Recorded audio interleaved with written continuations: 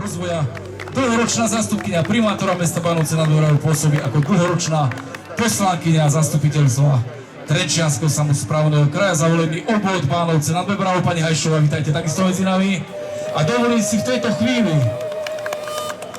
samozrejme ešte predstaviť predstaviteľov hasičov a pôjdem úplne, že presne tajomník územnej organizácie DPO Dobrovoľná požiarna ochrana Slovenskej republiky za Bánovce Peter Morávek, okresný veliteľ DPO BN Branislav Darmo, člen pléna územnej organizácie Bánovce DPO Dobrovoľnej požiarnej ochrany Slovenskej republiky Ladislav Baček a predseda územnej organizácie DPO Bánovce Slovenskej republiky Vladimír Kišac.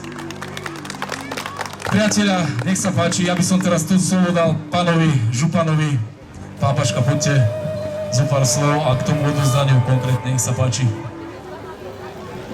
Pekný deň vám praje tento nádhernej obci Malé Hoste pri príležitosti 10. výročia rodákov, stretnutia rodákov, a mňa veľmi teší, že pri tejto príležitosti sa môžu aj tí rodáci, ktorí sa tu narodili, ale odišli buď za školou, vydali sa, oženili sa, niekde ostali pracovať mimo obce.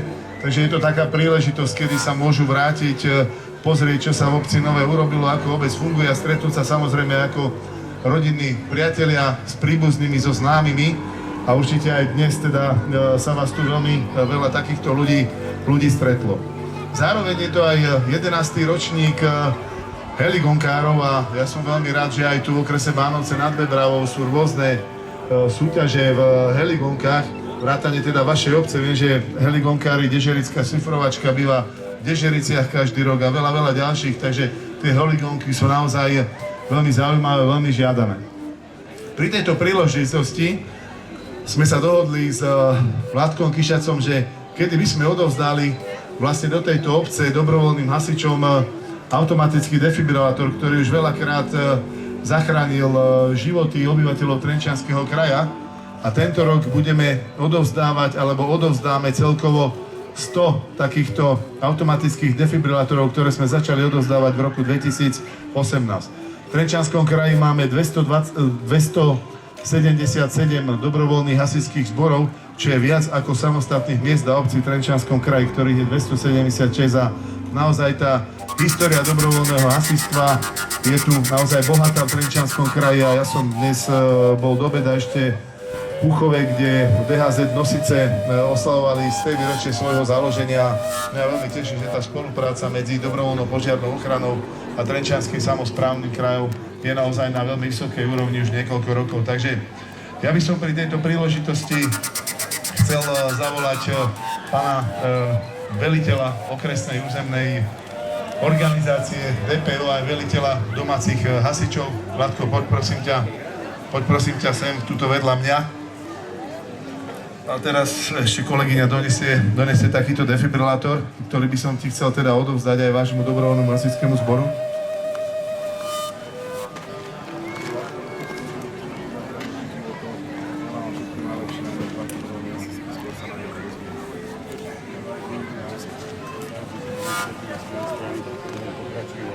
Keď aj len jeden, ale nie dobre. Ďakujem. Pri tejto príležitosti chcem zaželať aj vášmu dobrovoľnému hasičskému zboru všetko najlepšie, nech sa vám tu darí, a viem, že keď dobre funguje starosta spolu s dobrovoľnými hasičmi, tak naozaj tá obec sa môže rozvíjať, pretože tí hasiči sú takou predĺženou aj hlavou, aj pravou rukou a nezasahujú teda len pri záchrane života, zdravia a majetku obyvateľov tej ktorej obce, ale určite poriadajú rôzne aktivity, súťaže a tak ďalej. Takže som rád, že aj tu máte naozaj veľmi dobrých a kvalitných dobrovoľných hasičov, a Vlado, som rád, že sa staráte a pripravujete si aj tú svoju ďalšiu generáciu mladých hasičov, ktorí sú tu nastúpení. Takže, milé hasičatá, nech sa vám tu darí a nech v budúcnosti z vás vyrastú ďalší hasiči, záchranári, vojaci, policajti, pretože aj v rámci Trenčianskeho kraja takíto mladí ľudia, ktorí takto vyrastli, sú v týchto záchranných zložkách, bezpečnostných zložkách, a to nás naozaj veľmi teší. Ja chcem ešte odovzdať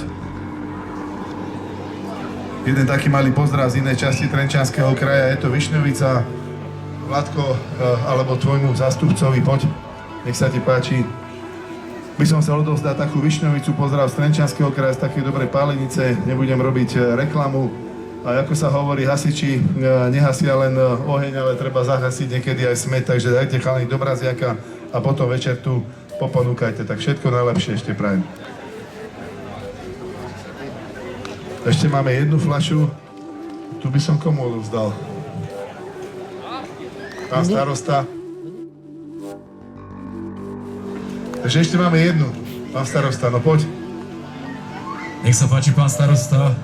Poď pre jednu, daj tu do mraziaku. A odovzdaj teda potom a ponúkaj večer tiež ľuďom. Dobre? Nech sa vám tu darí, obci malé hostie. Ďakujem pekne. Pekne sa zabavte a nech sa vám tu v tejto nádhernej obci darí a neprežite len tento dnešný deň v pohode so svojimi známymi, príbuznými, ale prežívajte ho čo najviac a každý deň v roku. Ďakujem ešte raz veľmi pekne.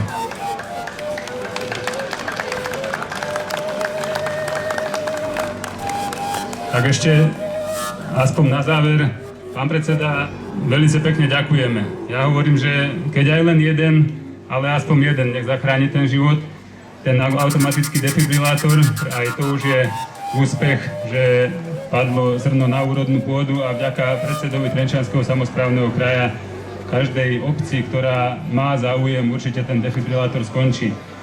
Dovol mi, pán predseda, aby som pri tejto príležitosti ti poďakoval za všetko, čo robíš pre nás, pre hasičov a tak ako si ty povedal, večer treba niekedy ten smet aj trošku zahasiť.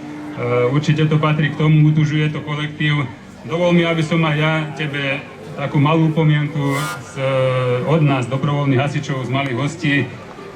Či už niekedy večer, keď bude čas, alebo či budeš v októbri zapíjať a bude dôvod na to, aby si ďalej pokračoval v tejto činnosti. Pevne verím, že to tak bude.